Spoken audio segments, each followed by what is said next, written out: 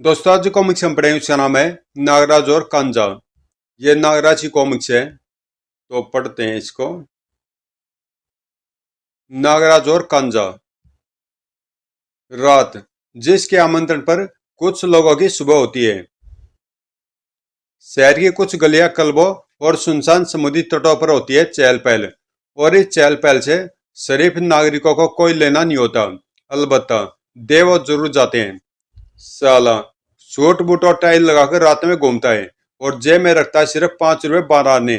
अब न क्यों ले, वरना 5 ही टुकड़े कर दूंगा तेरे। चल फुट। घर में घरवाली चैन नहीं लेने देती, बाहर ये लुटेरे। बूहू। आज साला दिन ही खराब है। रात बोल रात। और हाँ, 2 रुपए 27.5 शराफत से मेरे वाले कर दे। बड़ी कड़की है क्या। इसी पल उनकी आंखों को चकाचौंध करती लप लपाई वह चमक। जॉन, यह क्या था। लगता कोई तारा टूटकर उस तरफ गिरा है जोनी। वह अद्भुत दृश्य देखकर आश्चर्य से फैल गई दोनों की आंखें। ओह। कुत्तों के समान दोनों लार टपकाने लगे। जॉन, देख उसे। उसे मत देख जोनी। उसके जिस्म पर लदे हीरे मोती देख। लाखों में होगी इनकी कीमत। बाज की तरह झपट पड़े दोनों उस आश्चर्य पर। आवाज नहीं, समझी। उस आश्चर्य से इस हरकत की अपेक्षा तो हरगिज नहीं की थी जॉन को। तुम्हारे गले से चीखों की आवाजें निकलेगी या नहीं, यह अब तुम दोनों की सहन शक्ति पर निर्भर है। ओफ। तड़ोक। खट से खुल गए जोनी का 12 इंची और। चुड़ैल, तेरी अंतड़ी की दावत दूंगा अब मैं इस समुद्र के जीवों को। सुंदरी के सामने खोखली धमकी साबित हुई वो। गजब की फुर्ती भरी थी सुंदरी के लचीले बदन में और आंखों में था क्रोध। उफ। अगले पल अपनी पोशाक से यह क्या खींचा उसने। दोनों में से कोई भी कुछ भी न समझ सका और सुंदरी ने चेहरे पर प्रलयंकारी भाव लिए हुए वह छड़ी घुमा दी जॉन और जॉनी से। हा हा हा। तुम्हारी बदकिस्मती कि तुम्हारा सामना आज मुझसे हो गया। हा हा हा। उफ। गायब हो गए दोनों ही। फक। फिर वहां से आगे बढ़ी और रहस्यमय सुंदरी। पृथ्वी पर पहुंचते ही मेरा सामना दो शैतानों से हो गया। पृथ्वी सचमुच बुरे लोगों से भरी लगती है। ठीक जगह पर पहुंची हूं मैं। इधर राजधानी में गरमाया हुआ था चुनाव का माहौल। कई राजनीतिक पार्टियां जहां चुनाव प्रचार में व्यस्त थी, वही नेशनल पार्टी के भूतपूर्व रक्षा मंत्री मिस्टर रिचर्ड ऑर्थर एक आम सभा को संबोधित करने जा रहे थे। सर, इस बार आपकी पार्टी की जीत को कोई ताकत नहीं रोक सकती। पब्लिक के रुख का कोई भरोसा नहीं मिस्टर थॉमस। रक्षा मंत्री के आगमन पर गर्मा उठा माहौल। जीतेगी भाई जीतेगी। नेशनल पार्टी जीतेगी। भावी विजय की चमक थी ऑर्थर की आंखों में। रक्षा मंत्री ऑर्थर का स्वागत किया नन्हे बच्चों के बैंड ने। वाह, बहुत खूब। राष्ट्रीय एकता की यह धुन लाजवाब है। और फिर सभा को संबोधित करने मंच की ओर बढ़े मिस्टर ऑर्थर के कदम। एक बार फिर गगन गूंज उठा नारों से। नारों का भूतपूर्व शोर थमा भी न था कि वातावरण गूंज उठा मोटरसाइकिलों के इंजनों के तीव्र शोर से। घुम घुम। सनसनी मचा दी उन मोटरसाइकिल सवारों ने। टिड्डी दल के समान चारों ओर चितराते चले गए आगंतुक मोटरसाइकिल सवार। घुम घुम। हकबका सा खड़ा प्रत्येक व्यक्ति अभी कुछ समझ भी नहीं पाया था। कौन है ये मोटरसाइकिल सवार। उफ। इनकी बाइक्स पर गने फिटे हैं। गार्ड्स की गने उस आकस्मिक खतरे से निपटने को उठ भी न पाई थी। खतरा की भयानक शोर मचाती मोटरसाइकिलों के साथ ही वहां गूंज उठे गोलियों के धमाके। जिंग जिंग। धमाके। सैकड़ों गोलियों के सैकड़ों धमाके। Oh no. जिंग जिंग। नन्हे मासूम बच्चों के बैंड में मौत की खलबली मचाती गुजर गई गोलियां। सैकड़ों गोलियों से छलनी हो गए न जाने कितने मासूम। ओह माँ। जिंग जिंग जिंग। जान पर खेलने के लिए इधर से उधर दौड़ रहे थे कमांडोज। लेकिन इस भयानक भगदड़ में किस ओर से वो दुश्मन पर गोलियां चलाए। उफ, हमलावर मंच की ओर बढ़ रहे हैं। ऑर्थर साहब की जान खतरे में है। जुनूनी अवस्था में गोलियां बरसाते हुए लोगों के ऊपर से गुजर गए वे मोटरसाइकिल सवार झूम तड़ तड़, किल दैम किल दैम। इन्हें मंच की ओर बढ़ने से रोकना है। यो, मंच के निकट की सुरक्षा व्यवस्थाओं की धज्जियां उड़ा दी उस तूफान ने। व्रूम जिंग जिंग। और उस वक्त न जाने कितनी गोलियां समा गई ऑर्थर के जिस्म में। शतब्द अवस्था में कटे वृक्ष सा गिर पड़ा उनका जिस्म। हा हा हा। और अब तक संभल चुके कमांडो की गनों से निकली आग न जाने कितने दुश्मनों को ठंडा करती चली गई। किल दैम ठ ठ। धोए, यू बास्टर्ड। जिंग जिंग। दोनों ओर से जमकर हुई आतिशबाजी। Date boom boom. 25 मोटरसाइकिल सवारों सहित सैकड़ों निर्दोष के खून से रंगकर एक और जलियांवाला बाग बन गया था वो मैदान। मौत का भयानक सन्नाटा खिंच गया था वहां। और फिर इस दशक के सबसे बड़े हत्याकांड के बाद चीख उठे विश्व संचार के सभी माध्यम। बीबीसी न्यूज, पूर्व रक्षा मंत्री मिस्टर रिचर्ड ऑर्थर की सरेआम हत्या। सभी 25 हत्यारे मारे गए, सैकड़ों हताहत। और दिल हिला देने वाला ये हत्याकांड सिर्फ 6 मिनट के अंदर। हत्यारे डेथ स्क्वाड के मेंबर्स। इस जघन्य हत्याकांड के बाद पूरा विश्व स्तब्ध हो उठा था। और विश्व आतंकवाद का दुश्मन नागराज, जिसके कदम पड़ चुके थे शोकाकुल राष्ट्र की धरती पर।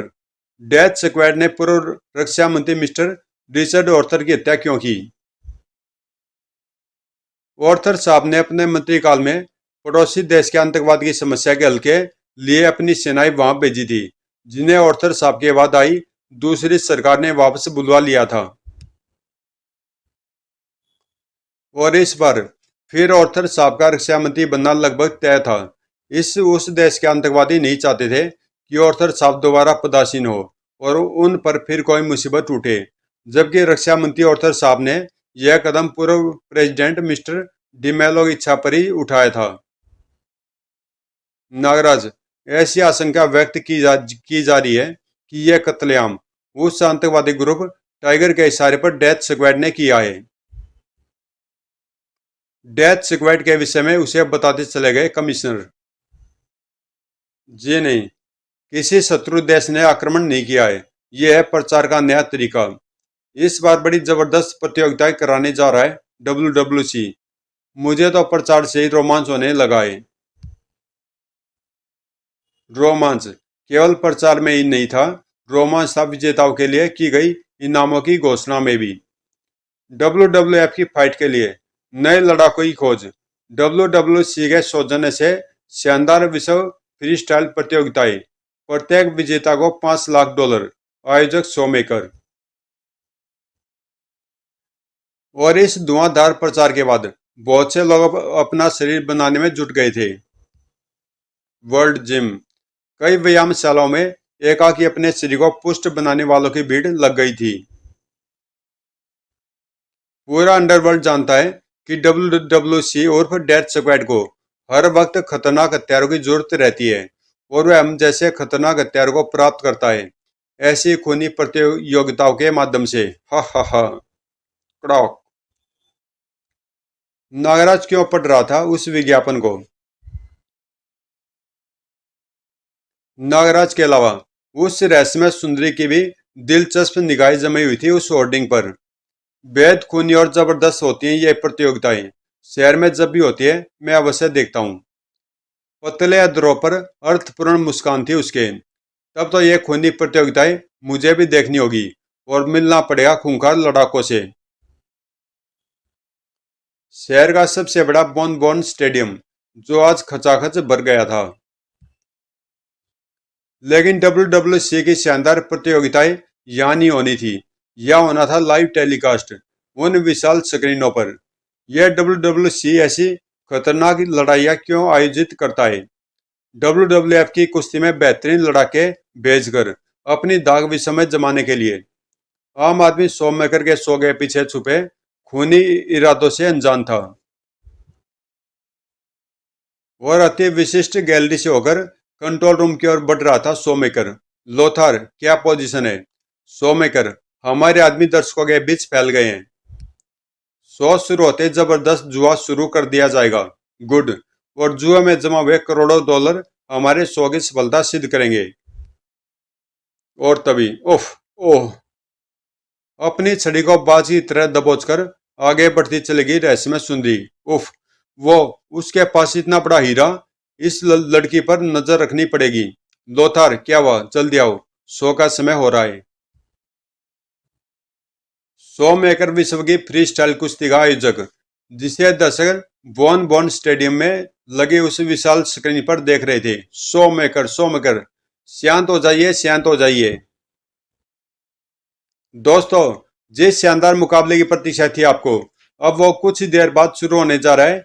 कुछ ही देर में आप शो मेकर को दुनिया के जबरदस्त लड़ाकों के साथ अपने रूबरू पाएंगे। और आप में से ही चुनेंगे हम उससे एक हस्ती को, जिसके हाथों विजेताओं को प्रदान की जाएंगी ट्रॉफियां, और दिया जाएगा एक शानदार इनाम भी। यह था स्टूडियो और कंट्रोल रूम, जहां से सजीव प्रसारण की संपूर्ण व्यवस्था की गई थी। प्रतियोगियों को बारी बारी से प्रतियोगिता स्थल ब्लड ग्राउंड भेजने के लिए हम तैयार हैं। तो आइए देखते हैं इन जबरदस्त मुकाबलों का सजीव प्रसारण। प्रतियोगियों को जमीन के नीचे दूर कहीं ब्लड ग्राउंड में भेजने के लिए उन्हें सवार करा दिया गया स्पीड कार में। दौड़ चली स्पीड कार उस सुरंग में, और ब्लड ग्राउंड में शुरू हो गई एक अनोखी व खूनी प्रतियोगिता बाइकर व धुरंधर के बीच। खनौक, उफ। इधर बोन बोन में शुरू हो गया जबरदस्त जुआ भी। बाइकर की जीत, 1 के 10, 1 के 10। धुरंधर जीतेगा, बाइकर जीतेगा, बाइकर ही जीता। स्ट्रॉन्ग मैन और स्ट्राइकर की खूनी जंग ने हिलाकर रख दिया दर्शकों को। हा हा हा। स्ट्राइकर जब खेल के मैदान पर हो तो गोटियों को इधर उधर चितराना ही पड़ता है। थोड़ोक। स्ट्राइकर बना विजेता। जो पीटर और स्केट्समैन की जंग और भी दिलचस्प थी। स्केट्समैन से तेज नहीं होंगी ये गोलियां। जीता स्केट्समैन। इधर WWC का एक कार्यकर्ता पहुंच चुका था उस रहस्यमय सुंदरी के निकट। हेलो लकी मिस, आपको चुना जा रहा है WWC के विजेताओं को ट्रॉफियां प्रदान करने के लिए। मुझे? बेखौफ उठ खड़ी हुई सुंदरी। और तब, अरे रे, ये क्या कर रहे हो? मुझे तुम्हारी वो अद्भुत हीरा जड़ी छड़ी चाहिए। और उनकी मंशा समझते ही आक्रामक हो उठी सुंदरी। ओ नो, ओह, तुम मुझे यहाँ लाकर तुमने अपने लिए मुसीबत बुला लिए प्यारे मानवो। उफ। लोमड़ी सी चमक आंखों में लिए मुस्कुराई वो रहस्यमय सुंदरी। ये छड़ी चाहिए तुम्हें? इसे मेरी भाषा में हीरक कहते हैं। हीरक को देखकर हीरे से भी ज्यादा चमक उठी थी लोथार की आंखें। बेवकूफ, सोने की गुस्ताखी कर बैठा हीरक के आगे जड़े उस नायाब हीरे को। फक। हीरक की ओर अपनी कुदृष्टि उठाने वाले मानवों का अंजाम यही होगा। हा हा हा। इधर आश्चर्य के सागर में आकंठ डूबा सोमकर देख रहा था उस कक्ष का भी सजीव प्रसारण। उफ, क्या भलाई है। उस सुंदरी को सम्मानजनक ढंग से यहाँ लेकर आओ। Quick move. Yes sir. और ये वो क्षण था जबकि विजेता स्केट्समैन अपने स्पॉट से वापस लौट रहा था। विजेताओं की जीत पर तालियों से स्टेडियम गुंजाते। दर्शकों के लिए उसी समय प्रस्तुत हुआ एक अद्भुत दृश्य है। अरे, ये सांप कहां से आ गए? हा हा हा। स्केट्समैन की जीत तो आरंभ से ही निश्चित थी। सांप रस्सी बनकर जाल लिपटे थे स्केट्समैन की टांगों पर। और उफ, वह दृश्य देखकर सोम मेकर की आंखें विचित्र अंदाज में फैल गई। सांप? ब्लड ग्राउंड में सांप कहां से आ गए? इधर संभलकर खड़ा हुआ स्केट्समैन के तो हथप्रभ उठा। वो भी नागराज। हाँ, खेल की आड़ लेकर जो खूनी प्रतियोगिताएं यहाँ खेली जा रही है, उसका उद्देश्य मैं अच्छी तरह से जान गया हूँ। नागराज संबोधित हुआ उस वीडियो कैमरे से। सो मेकर, मैं तेरी असलियत जान गया हूं और अब मैं तुझे तेरे उद्देश्य में सफल नहीं होने दूंगा। और इसके बाद एक और खूनी जंग आरंभ करने को बिजली की सी तेजी के साथ आगे बढ़ा स्केट्समैन और उसकी ठोकर ने उछाल फेंका नागराज को। उफ, मेरी जरा सी असावधानी के कारण यह मुझ पर प्रहार करने में सफल रहा। तीव्र गति के साथ स्केट्समैन पुनः नागराज पर झपटा, किंतु इस बार नागराज चूका नहीं। तेरी तेजी को भांप लिया है अब, नागराज ने तड़ाक। खोपड़ी भी पत्थर से मजबूत है इसकी। रॉकेट की तरह उड़ा स्केट्समैन। नागराज, तेरी मौत मेरे हाथों ही होगी। शू। लोहे की जाली उखाड़कर उसी समय नागराज ने स्केट्समैन के सामने अड़ा दी। तड़ाक। नागराज के स्नेक स्टाइल के उस प्रहार को न सहस के उसकी छाती और न जाने कितनी पसलियां कड़क उठी थी स्केट्समैन की। कड़क। ओह। आगे बढ़ा नागराज और सोमेकर दुनिया भर से आमंत्रित किए गए खूंखार हत्यारों के साथ डेथ स्क्वाड की जो टीम तू बनाना चाहता था उसकी धज्जियां इसी प्रकार उड़ा देगा नागराज। ब्लर ग्राउंड में तबाही मचाने को आगे बढ़ा नागराज और उसका रास्ता रोक लिया बाइकर ने। व्रूम। खनौक। तेरी बदकिस्मती है कि तू बाइकर के सामने पड़ गया उसके हाथों मरने को। हा हा हा। उठ भी न पाया था नागराज कि हवा के झोंके के समान पलटकर वापस आए बाइकर। भयानक फुर्ती का परिचय देता नागराज सड़क के समान सरसराकर मोटरसाइकिल के पहिए की हद से बाहर हो गया। व्रूम। उफ। ब्लड ग्राउंड में गूंज रहा था बाइकर की मोटरसाइकिल का तेज शोर और तैयार था इस बार नागराज। ज्यादा तेजी अच्छी नहीं होती बाइकर। व्रूम। नागराज ने खाली ड्रम को बाइकर पर उछाल फेंका। नागराज के फेंके ड्रम से तो बच गया बाइकर। व्रूम। लेकिन आगे तेल की सड़क पर न जम सके बाइकर की बाइक के पांव यानी पहिए और धड़ोक। ओह। धुड़ू धुड़ोम। बेचारा बाइकर मुझे मारने का ख्वाब देखता हुआ बुरी मौत मरा। इधर वह सूचना पाकर सोमेकर के चेहरे पर भूचाल के से लक्षण प्रकट हो रहे थे। सोमेकर, नागराज की दो सफलताओं के बाद नागराज की जीत पर जमकर जुआ लग रहा है। अगर इस बार किसी प्रकार नागराज हार जाए तो करोड़ों डॉलर हमारी झोली में आ सकते हैं। उफ। नागराज और उस रहस्य पर टिक गई सी सोमेकर की निगाहें। बड़ा उठा सोमेकर। अगर यह तैयार हो जाए तो नागराज की पराजय निश्चित है, मगर यह तैयार होगी भी या नहीं। उधर स्ट्राइकर बढ़ रहा था अब नागराज की ओर। श्यूं। धरती पर तेजी से फिसली आ रही थी स्ट्राइकर की बाइक।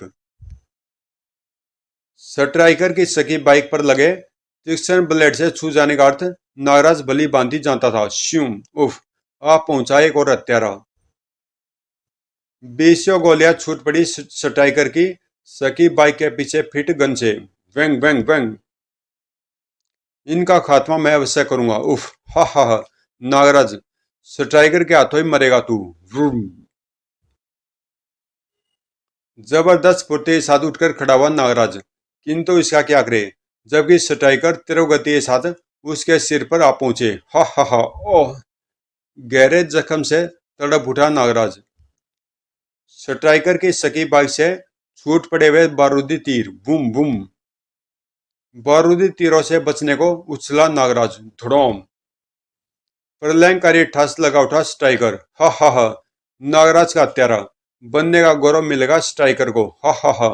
और अगले पल स्ट्राइकर तुझे रोकने के लिए सक्शन लाइन से गुजरती इस कूलिंग प्लांट की क्लोरोफ्लोरो कार्बन गैस मेरे लिए काफी है।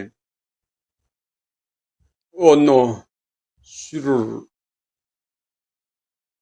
गैस की जबरदस्त ठंडक से स्ट्राइकर के हाथ स्की बाइक के हैंडल से जुड़ गए। बर्फ का टीला सा नजर आने लगा स्ट्राइकर। घबरा मत स्ट्राइकर, अभी बहुत गैस बाकी है। ओह। सजीव परेशान देखता खूनी शोर में बड़बड़ा उठा सोमेकर। नागराज, मौत अब तुझसे ज्यादा दूर नहीं है। उधर पाइप की सारी गैस खत्म होने के बाद ही नागराज ने छोड़ा उस पाइप को। हत्यारे की रगों में दौड़ता लहू तक जम गया होगा। इसी पल चौंक पड़ी नागराज की आंखें। स्ट्राइकर सहित गायब हो गया बर्फ का टीला और पीछे नजर आई सुंदर बला। नागराज, मुझे कांजा कहते हैं। इसने स्ट्राइकर को कैसे गायब कर दिया? मुझे इसे सावधान रहना होगा। रुक जा लड़की, इसे हाथ मत लगा, ये मेरा शिकार है। सोए, इसे फेंसिंग के हाथों मरना होगा। कांजा झुककर बच गई उसके वार से। कांजा को बदतमीजी पसंद नहीं बच्चे। इधर फेंसिंग के हाथ में तमातार जाल लिपटा उस पाइप से। अरे यह क्या हुआ? अगले पल कांजा ने हाथ में थमा हीरक छुआ दिया फेंसिंग से। हा हा हा, गुस्ताखी का यही दंड देती है कांजा। फक। चौंक उठा नागराज कांजा की शक्ति देखकर। ओ, स्ट्राइकर को भी इसने इसी यंत्र की मदद से गायब किया है। तुरंत ही कांजा उसकी ओर पलटी और इस बार उसके हाथों में थी तलवार। नागराज, तुझे गायब नहीं करना, तुझे हराना है, जिससे 100 मेकर जुआ जीत सके। हा हा हा। नागराज ने न सिर्फ फुर्ती के साथ तलवार को ही खुद से छू जाने से बचाया, बल्कि कांजा को भी जड़ी वो प्यारी सी ठोकर। औच! नागराज ऐसी हार जाने वाली चीज नहीं है मिस कांजा। इसी एक पल में समझ गई कांजा की नागराज से मुकाबला आसान नहीं। नागराज, अब देखूंगी कि तुझ में बचने की फुर्ती ज्यादा है या मेरी निंजा में काटने की। नागराज की कलाई से छूटे सर्पों को गाजर मूली के समान काटती चली गई कांजा। हा हा हा, इन बेजुबान प्राणियों को काटने क्यों बेचता नागराज? खुद सामने आ खुद। ओ, क्या फुर्ती है तलवार चलाने में, माहिर है ये। निंजा से बिजली ऐसी गिराती टूट पड़ी थी कांजा नागराज पर, और नागराज को पसीने छूट गए वार बचाते बचाते। सर पर रस्सी पर उठता चला गया नागराज। उफ! एक क्षण भी निंजा की से निगाह हटने का मतलब होगा मेरे किसी अंग का कटकर अलग हो जाना। फिर जमीन से टकराई नागराज के कदम, और इसी पल खतरे का एहसास हो गया उसे। यह क्या? मेरा एक पांव किसी शिकंजे में फंस गया है। दीवार से निकल आए एक शिकंजे ने कस लिया नागराज का एक पैर। आगे बढ़ती कांजा सहसाई ठिठक कर रुक गई, और उसके पतले अधरों पर आ गई वह मुस्कान। हा हा हा, नागराज, अब मैं इत्मीनान से तुम्हारे दो टुकड़े कर सकूंगी। चेहरे पर मुस्कान लिए सदैवे कदमों के साथ आगे बढ़ी कांजा। नागराज, तेरी जिंदगी और मौत के बीच मेरे कुछ ही कदमों का फासला रह गया है। अब इसके हाथों से इसकी तलवार निकालनी होगी। सरब सैनिक उसकी तलवार ले उड़े, और फुर्ती से कांजा ने हीरक निकाल ली। नागराज, मैंने अपना इरादा बदल दिया है। हीरक को भी झपटने के लिए आते सर्प को फुर्ती से हीरक छुआकर गायब करती चली गई कांजा। हा हा हा, अब मैं तुझे भी तेरे सर्व सैनिकों के समान ही गायब कर दूंगी। कांजा, तुझ पर मैं विष फुंकार का प्रयोग नहीं करना चाहता था, किंतु तूने मुझे इसके प्रयोग के लिए विवश कर दिया है। तेरी विष फुंकार भी मुझे न छू पाई नागराज। विष फुंकार से बचकर नागराज के ठीक पीछे आ पहुंची कांजा। इसी पल हीरक को नागराज के कंधे से छुआ दिया उसने। ओह! भक! गायब हो गया नागराज का संपूर्ण अस्तित्व। विचित्र ढंग से मुस्कुरा उठी कांजा। नागराज, सौम मेकर की निगाहों में तुम मारे जा चुके हो। यह रहस्य केवल कांजा जानती है कि तुम जिंदा हो। हा हा हा। इधर नागराज और उसको उस खूबसूरत बला की जंग का सजीव प्रसारण देखते सोम मेकर की आंखें भयानक अंदाज में चमकने लगी थी। मैं जानता था, मैं जानता था कि कांजा के पास जो शक्ति है उससे नहीं निपट पाएगा नागराज। हा हा हा। खत्म हो गया आतंकवाद के सिर पर से नागराज का आतंक। और अब ये दूसरी खुशखबरी मिली उसे। कमाल हो गया सोमकर, करोड़ों डॉलर लगे थे नागराज की जीत पर, सबके सबब हमारी झोली में आ चुके हैं। Good good. जबरदस्त स्वागत किया सोमकर ने। Welcome welcome कांजा। कांजा, तुमने केवल मेरे मेरे ही शत्रु को खत्म नहीं किया, बल्कि संपूर्ण विश्व अपराध जगत पर तुमने एहसान किया है। कांजा नाराज के कारण मेरा विश्व के खूंखार हत्यारों की डेथ स्क्वाड बनाने का सपना तो टूट गया, किंतु अगर तुम मुझसे मिल जाओ तो मेरा वो मिशन कामयाब तो हो सकता है जिसके लिए जरूरत थी मुझे उन हत्यारों की। इसी तरह समाप्त हुई वह खूनी प्रतियोगिताएं भी। सो मेकर अपने मिशन की सफलता के लिए मैं तेरे मिशन को कामयाब बनाने की चेष्टा भी कर सकती हूँ। मुझे तुम अपने साथ और अपना मित्र ही समझो सो मेकर। यह कहकर तुमने मेरे दिल से एक बोझ हटा दिया है कांजा। फिर से गड़ी उस शानदार कक्ष में। कांजा, अब मैं तुम्हें बताता हूँ अपने उस मिशन के बारे में। न जाने क्या किया सो मेकर ने कि दीवार के एक हिस्से के सरकने के बाद वहां नजर आने लगी एक 16 mm की स्क्रीन। और कांजा, इन्हें पहचान लो, ये है हमारे देश के सर्वोच्च पद प्राप्त भूतपूर्व प्रेसिडेंट डिमेलो। मगर इन चुनाव के बाद इनका दोबारा राष्ट्रपति बनना तय है। और यही हमारा मिशन है, यानी हमें 2 दिन पश्चात शायद ठीक 5 बजे 35 मिनट पर इनको कत्ल करना है। ओह, और यह काम तुम्हें करना है। तुम भीड़ में रास्ता बनाती हुई मिस्टर डिमेलो के निकट पहुंचोगी और उन्हें गायब कर दोगी। ठीक इसी क्षण डेथ स्क्वाड वहां धावा बोलकर सिक्योरिटी का ध्यान भंग कर देगा और उस भगदड़ का लाभ उठाकर तुम आसानी से वहां से निकल सकती हो। और हीरक के रहते तुम्हारा रास्ता रोकने की चेष्टा कर ही कौन सकता है। सो में कर, तुम्हारा काम हो ही गया समझो। हाँ, पर इसे पीछे रखो। लोमड़ के समान चमक रही थी उस वक्त सो मेकर की आंखें। मूर्ख लड़की, प्रेसिडेंट को गायब करने के बाद सो मेकर तुझ जैसी खतरनाक खतरनाक लड़की को जीवित नहीं छोड़ेगा। पृथ्वी, जहाँ आज प्रत्येक और अराजकता, हिंसा, अपराध और अत्याचार के नाग अपनापन फैला रहे हैं।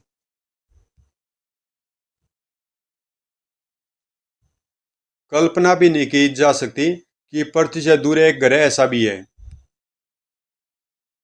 जहाँ क्रोध, अत्याचार, अराजकता, हिंसा और अपराध तक का नाम भी नहीं जानते वहां के लोग।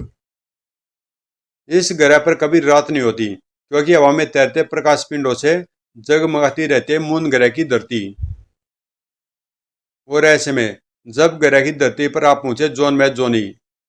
जॉन भैया, ये हम कहाँ गए? पता नहीं, उस कम वक्त ने कान ला पटका है। और ऐसे में जब ग्रह की धरती पर आप पहुंचे स्ट्राइकर भी। ओह, यह कहाँ पहुंचा मैं? मेरे आसपास जमी बर्फ भी पिघल चुकी है। और कहाँ है नागराज? पृथ्वी का एक और शैतान मौजूद था ग्रह के दूसरे हिस्से में। उफ, कांजा के हाथों गायब होकर यह मैं कहाँ आ पहुंचा? फेंसिंग भी? उफ, उन सब शैतानों को वहां भेजकर क्या चाहती थी कांजा? मैं जिंदा हूं या मुर्दा? और पांचों शैतान आ मिले उस स्थान पर। स्ट्राइकर और लोथार भी यहाँ है। फेंसिंग और स्ट्राइकर भी। ओह, लोथार और फेंसिंग यहाँ क्या कर रहे हैं? इकट्ठे हो गए पांचों जालिम। हम कहाँ आ पहुंचे हैं लोथार? मैं खुद उलझन में हूँ। चलो, अच्छा हुआ हम एक से मिले, पांच तो हुए। दूर शायद कोई नगर है, हमें उधर चलना चाहिए। उधर नगर में मची हुई थी खलबली। ओह, मेरे हाथों को क्या हो रहा है? उफ, दम को क्यों घुट रहा है मेरा? ओह, मेरे पूरे शरीर पर भयानक जलन हो रही है। ओह,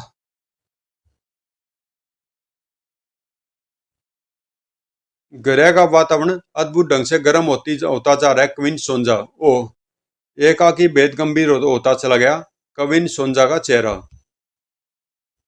सनसनी मचा दी उस ग्रहवासी ने वहां पहुंचकर। क्वीन सोंजा, मून ग्रह के ओजोन परत में छिद्र हुआ पड़ा है और वायुमंडल से प्रदूषण विकिरण व विषैली गैसें उस रास्ते से ग्रह में प्रवेश कर रही है। क्या?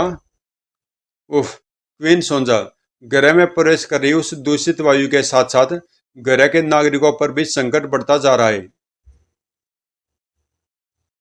अगर जल्दी जल्दी ही उस छिद्र को बंद न किया गया तो मून ग्रह शमशान नजर आने लगेगा। आइए महामंत्री थेरस,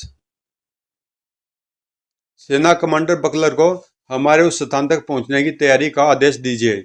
हम अभी पहुंचते हैं। उस छिद्र को फौरन ही बंद करना आवश्यक है। और उस विशेष कक्ष में पहुंचकर बोचक की ओटी क्वीन सोंजा। दूसरा, हीरक गायब है। हीरक की शक्ति से संभव था मून ग्रह को प्रदूषण से बचाने वाले रक्षा आवरण में छेद करना। मून ग्रह की वह जेल जिसमें आज तक केवल एक ही अपराधी रहा था, अब खाली थी। कांजा कैद से फरार हो चुकी है। उफ, हीरक को भी वहीं ले गई है। क्वीन सोंजा के नेतृत्व में चल पड़ा वो दस्ता उस छिद्र को बंद करने के लिए। दुड दुड दुड गुर्र। ग्रह के बाहरी आवरण में छिद्र होने के बाद जंगल में आग की तरह फैली थी। कांजा ने फरार होने के लिए ओजोन परत में छिद्र कर दिया है। और इस ग्रह के आसपास वातावरण इतना अधिक प्रदूषित है कि प्रदूषण के हमारे वातावरण में प्रवेश के साथ ही हमारे जिस्म पर फफोले पड़ने शुरू हो गए हैं। किंतु अब कविन सोंजा जारी है उस छिद्र को बंद करने। उधर नगर में प्रवेश कर चुके पांचों शैतानों की आंखों में उस वक्त शैतानियत नजर आने लगी जब उफ ओ कैसे बड़े बड़े चमकदार व आलीशान हीरो से लदी हैं यहाँ की स्त्रियां। करोड़ों में होगी इनकी कीमत, अरबों भी हो सकती है। लेकिन ये हमें क्या हो रहा है? हमारे जिस्म में जलन क्यों मच रही है? लोथार ठीक कहता है, फफोलों का इलाज तो बाद में भी हो जाएगा। गोली मारो तड़पने को और लूट लो जितने चाहे हीरे। द्रुत वेग से आगे बढ़ी स्ट्राइकर की अनोखी स्की बाइक, जो कैसी भी जमीन पर फराटे के समान दौड़ सकती थी। हा हा हा। लाखों डॉलर तो अब पता नहीं मिलेंगे या नहीं, पर यह करोड़ों का माल हाथ से नहीं जाने दूंगा मैं। इतना माल जिस्म पर लेकर चलोगी तो किसी शरीफ आदमी का ईमान भी डोल उठेगा। और मैं तो स्ट्राइकर हूँ, जुर्म का दरिंदा। हा हा हा। ओह। हिम्मत करके उठ बैठा वो नागरिक। कौन हो तुम? तुम इस ग्रह के नागरिक नहीं हो। तीव्र गति के साथ घुमा लोथार का वो डंडा, जिससे छुटी आग से चीख पड़े मुन ग्रह का वो नागरिक। मेरे काम में बाधा खड़ी करता है? जानता नहीं मैं पृथ्वी से आया हूँ। ओह। फेंसिंग पर झपट पड़ा था वो, किंतु फेंसिंग का मुकाबला क्या खाकर करता। दूर हट गंदे आदमी, अभी बहुत से हीरे इकट्ठे करने हैं मुझे। नहीं। उफ। नगर का सबसे अधिक प्रदूषित हो चुका हिस्सा था वो ये। हा हा। हीरो की खान में आप पहुंचे हम। लोथार, मुझसे इन बेचारों की तड़प देखी नहीं जा रही। सकी बाइक से छूट पड़े मौत के शोले। Bang bang bang. ओ ओए। शैतानो, क्वीन सोंजा ग्रह के उस छिद्र को बंद करने जा रही है जिसे तुम भीतर प्रवेश तो कर आए हो, किंतु अब जीवित बाहर नहीं निकल पाओगे, क्योंकि उस छिद्र के बंद होते ही तुम हमेशा के लिए यहाँ कैद होकर रह जाओगे। ओह। तीनों के जिस्मों की रग रग रग से शैतानियत फूटने लगी। यह सुनकर वह छिद्र बढ़ने से रोकना होगा क्वीन सोंजा को, क्योंकि अगर वह छिद्र बढ़ गया तो हम यहाँ से बाहर नहीं निकल पाएंगे और इतनी विशाल दौलत हमारा कफन बन जाएगी। इधर जैसे जैसे आगे बढ़ रही थी क्वीन सोंजा, क्वीन सोंजा, जैसे जैसे हम आगे बढ़ रहे हैं प्रदूषण मापक यंत्र पर प्रदूषण की मात्रा बढ़ती जा रही है। नगर का दृश्य देखकर दहशत उभर आई कविन सोंजा की आंखों में। ओह। सेना कमांडर बकलर, अपने वाहन की गति बढ़ाओ। अगर इनमें से एक को भी कुछ हो गया तो मैं खुद को कभी माफ नहीं कर पाऊंगी। यह वाहन की अधिकतम गति है क्वीन सोंजा। किंतु तभी उन्हें रुक जाना पड़ा, क्योंकि सामने दीवार बनकर खड़े थे वो तीनों शैतान। तो तुम हो क्वीन सोंजा। तुम्हें इसके सिर पर सूर्य के समान चमचमाता ताज और गले में वो खूबसूरत हीरो जड़ा जड़ा हार दिखाई दे रहा। लोथार, तीनों की उस हरकत से क्रुद्ध हो उठी थी क्वीन सोंजा। कौन हो तुम, धरती के शैतान? फेंसिंग की गन से छुटे गोलों ने सोलों ने वहां भगदड़ मचा दी। जिंग जिंग। हा हा हा। उफ। स्ट्राइकर उड़ता हुआ आया अपनी सकी बाइक पर और ओ उफ व्रुम। इधर लोथार व जॉन जॉनी भी खड़े न रहे थे। ओ नहीं। फक। आंखों से शोले बरसाते हुए चीख कर आदेश दिया क्वीन सोंजा ने। सेना कमांडर बकलर, सोंजा की धरती पर भयानक अपराध किया है इन्होंने। इन्हें केवल मृत्यु दंड देंगी सोंजा। खत्म कर दो इन्हें। छोट छोट। उस विशेष वाहन पर सवार बाहर निकला सेना कमांडर बकलर, और बकलर इसे जीवित नहीं छोड़ेगा, क्वीन सोंजा। और उछल पड़ा लोथार। तुम्हारी वजह से मून ग्रह पर तबाही बढ़ सकती है शैतानों। तुम्हें अब शीघ्र ही समाप्त करना होगा। आगे बढ़े तलवारबाज, और दूसरे क्षण आतंक फैला दिया स्ट्राइकर ने। धड़ोम धड़ोम। तलवारों की शक्ति से मुकाबला करोगे गोली बारूद का, हा हा हा। सकी बाइक से छूट पड़े मौत के शोले। Bang bang. खून से रंग रही थी वो धरती, जहां किसी ने कभी अपराध के विषय में सोचा तक नहीं था। मेरे साथी, पर वार करने का परिणाम भयानक होगा बच्चे। ठोक। टुकड़े टुकड़े हो गया बगल के चेहरे पर लगा प्रदूषण मास्क। अगले पल उसके कंठ से चीखें उबल पड़ी। सेना कमांडर, उफ नहीं, ओह उफ। पूरी शक्ति के साथ शत्रु का सिर काट लाने को क्वीन सोंजा की तलवार घूमी, किंतु हा हा हा, वह छिद्र अब तो कभी बंद न कर पाएगी क्वीन सोंजा, क्योंकि अभी हमें यहाँ से बाहर जाना है। ठोक। फर्र। ओह। अग्नि की भीषण लपटों से झुलस गया कवीन का मास्क। तड़प उठी कविन सोंजा, हा हा हा। स्ट्राइकर, ये लोग यहाँ बढ़ रहे प्रदूषण को सह नहीं पा रहे हैं। ओह। क्वीन सोंजा, अगर तुम अपनी और अपने ग्रहवासियों की प्राण रक्षा करना चाहती हो, तो पहले हमें यहाँ से पृथ्वी पर भेजने का रास्ता दिखाओ। हरगिज नहीं। जिस मकसद से तुम शैतानों ने मिलकर यहाँ तबाही मचाई है, वह कभी पूरा नहीं होगा। और तुम्हारा दंड यही है कि तुम आजीवन इसी ग्रह पर रहो। तब रास्ता हम सब ढूंढ लेंगे, किंतु तुझे भी जिंदा नहीं छोड़ेंगे, हा हा हा। मगर मेरे अंत के बाद तुम्हें तुम्हारी धरती मिल सके तो मैं मरने को तैयार हूं। और इसी पल हैरान उठा फेंसिंग। सांप? इस ग्रह पर भी होते हैं सांप? उफ। नागराज, तुम अपनी हरकतों से यहाँ भी बाज नहीं आए, तो मुझे ये हरकत करनी पड़ी। ओह, तो ये तुम्हारी हरकत है? ओह। मैं चाहता तो मेरे सब सैनिक तुमसे तेरे प्राण भी छीनकर ले जाते फेंसिंग। तुम।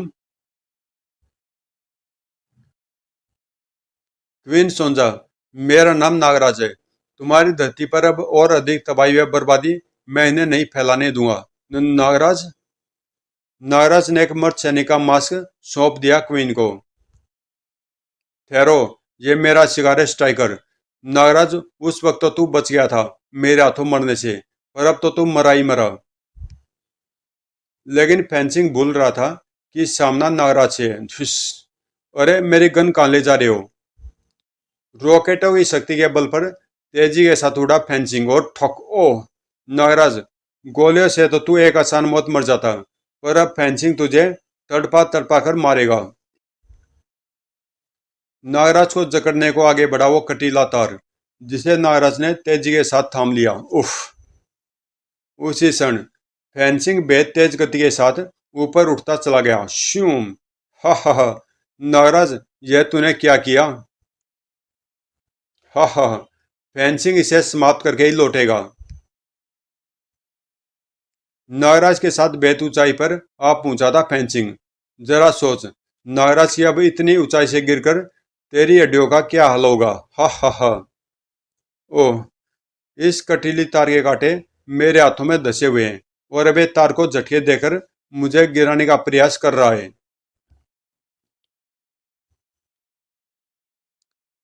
इसके बदन पर कोई ऐसा स्थान ढूंढता हूँ जो सर्प सैनिकों के प्रयोग के बाद इसकी हार और मेरी जीत निश्चित कर सके।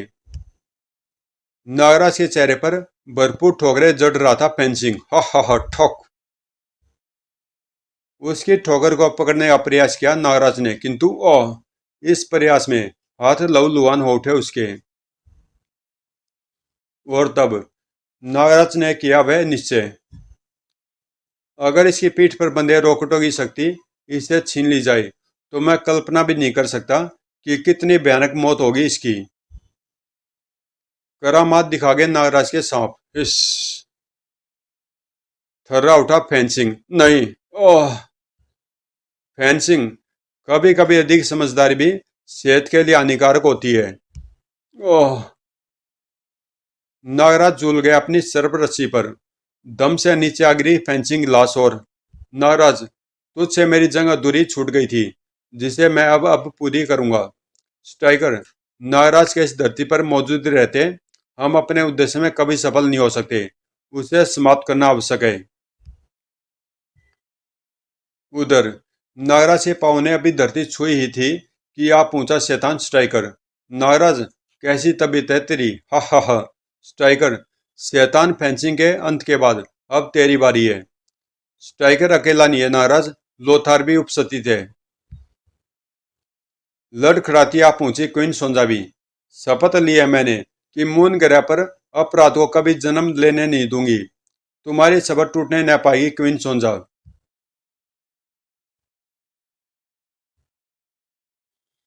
स्ट्राइकर की बाइक से छूटा वह बम क्वीन सोंजा के चीथड़े उड़ा देता। अगर नाराज को एक क्षण की भी देरी हो जाती तो। बचो राजकुमारी सोंजा। स्ट्राइकर की ओर झपट पड़ी सर्प रस्सी। उफ, इसे क्या हुआ? बाइक आगे क्यों नहीं बढ़ रही? श्यू सोए। इंसान को जिंदा रहने के लिए, भोजन की और मशीन को चलाने के लिए ईंधन की आवश्यकता होती है स्ट्राइकर।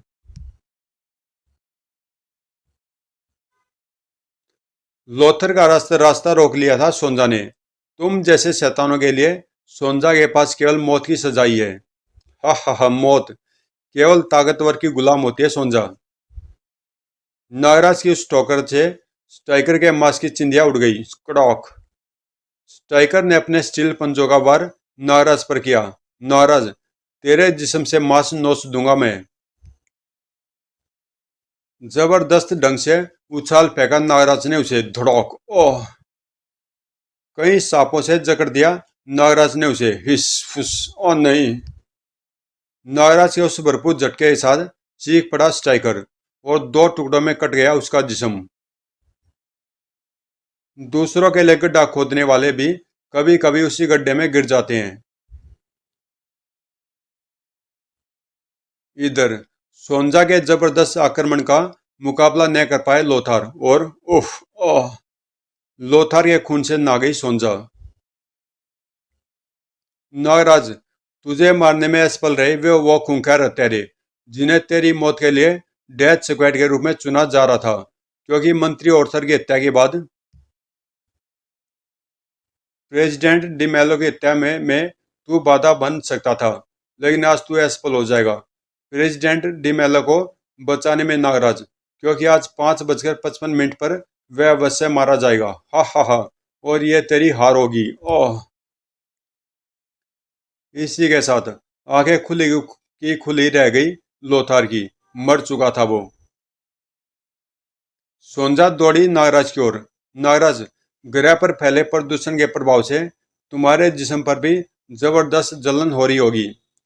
फर्ज की राह पर चलने के लिए बड़ी से बड़ी जलन बर्दाश्त करने की ताकत आ ही जाती है।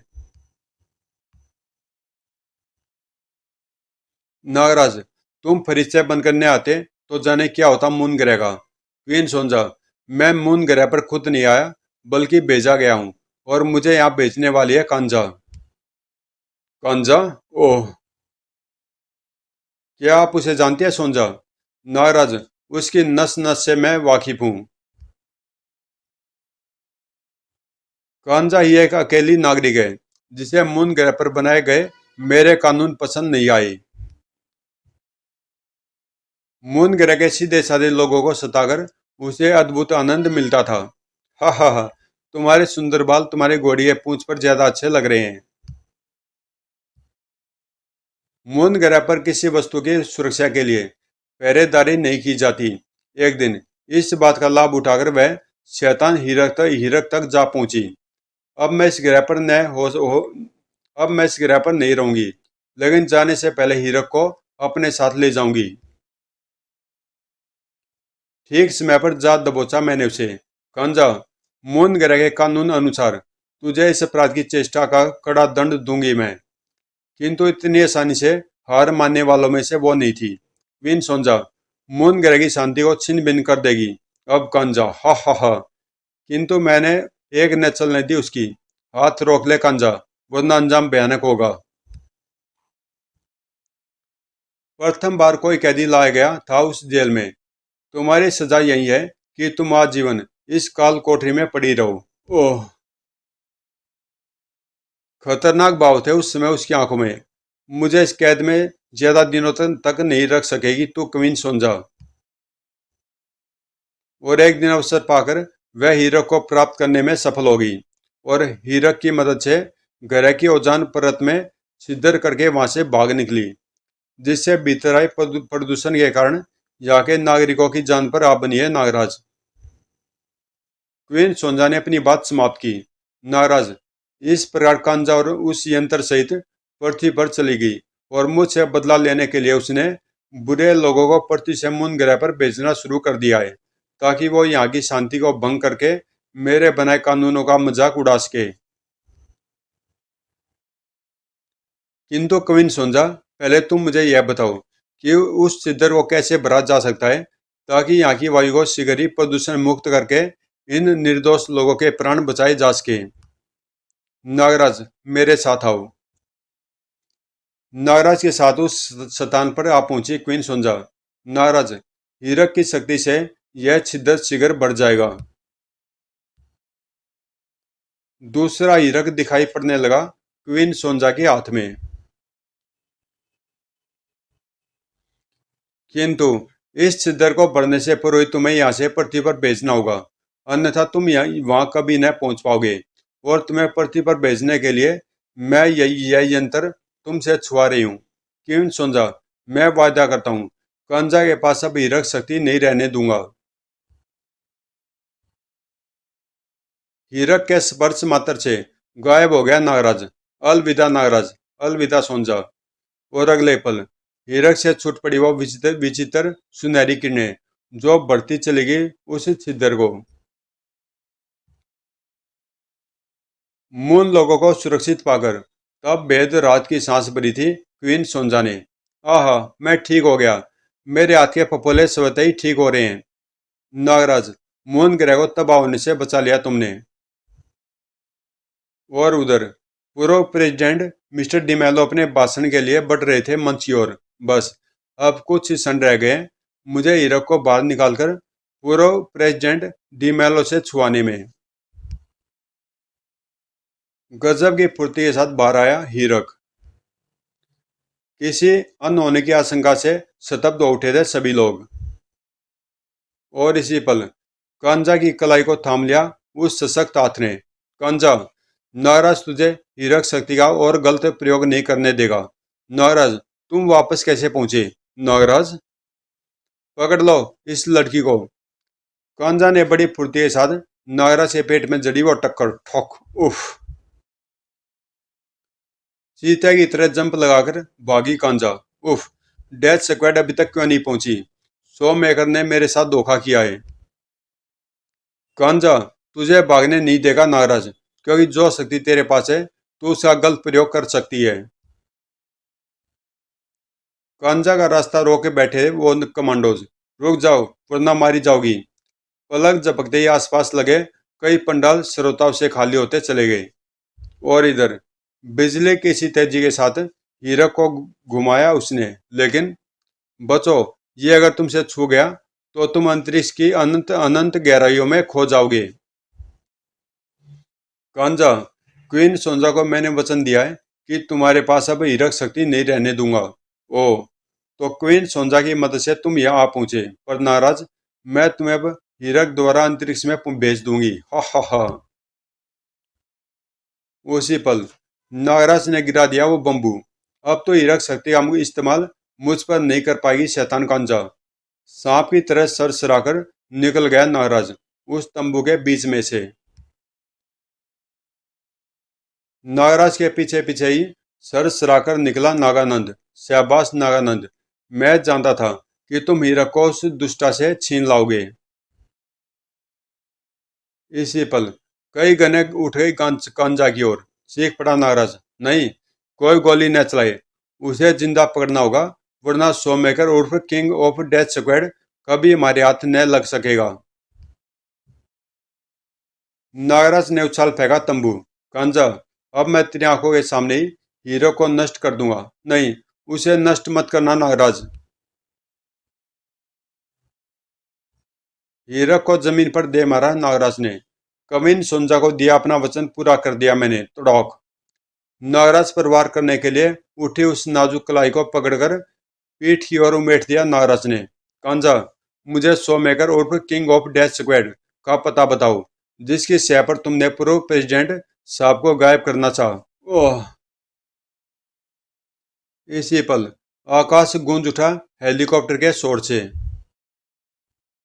और ताबड़तोड़ गोलियों ने छलनी बनाकर रख दिया कांजा के शरीर को। ओह! गोलियों ने खलबली मचा दी वहां। हा हा हा! कांजा को तो उसके अंजाम तक पहुंचा दिया मैंने।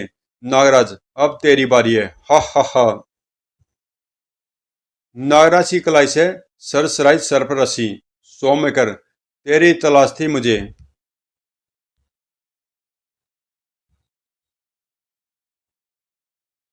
तो मुझ तक कभी नहीं पहुंच पाएगा नागराज। जिंग जिंग जिंग! कई गोलियां नागराज के जिस्म में समा गई। नागराज पर गोलियों का असर नहीं होता है। सामने देख, तेरी मौत तेरा इंतजार कर रही है। ओ, ये टावर मुझे घातक चोट पहुंचा सकता है। सर पर रस्सी पर लटका नागराज तेजी के साथ हेलीकॉप्टर की ओर उठता चला गया। उफ! बाल बाल बचा। नागराज, तूने मेरे काम में बहुत बाधाएं खड़ी की है। आज मैं तुझे छोड़ूंगा नहीं। हा हा हा! यहाँ से गिरकर तेरा जिस्म कई टुकड़ों में बदल जाएगा। धौड़! उफ! अत्यंत क्रोध से गुर्रा उठा नागराज। तेरा अंत आ गया सोमेकर। रबर के गुड्डे के समान हवा में लहराए नागराज का जिस्म। सीट से उछल पड़ा सोमेकर। धड़ोक! ओह! लेकिन बिजली भरी थी उसके जिस्म में। तेरी मौत मेरा मिशन है नागराज। ओह! गिरने के साथ ही नागराज ने बल प्रयोग से उछाल फेंका अपनी छाती पर चढ़े सोममेकर को। अब मैं देखूंगा कि तेरे जिस्म नीचे गिरकर कितने टुकड़ों में बदलता है। नहीं! नीचे जागा नागराज ने। गिर गया सोममेकर। सोममेकर अकेला नहीं जाएगा नागराज। उफ! और उस मीनार से टकराने से न बचा सका वो हेलीकॉप्टर को। परिणाम स्वरूप धड़ोम! ओह! पर खच्चे उठ गए हेलीकॉप्टर और पायलट के भी। इधर तीव्र गति के साथ जमीन की ओर बढ़ रहा था सोममेकर। उफ! पैराशूट नहीं खुल रहा। सोममेकर के पीछे था नागराज। ओह! अगर इस समय मैंने अपने सर पैराशूट का प्रयोग किया तो सोममेकर मेरी पहुंच से बहुत दूर निकल जाएगा। मुझे इसी गति से नीचे गिरना होगा।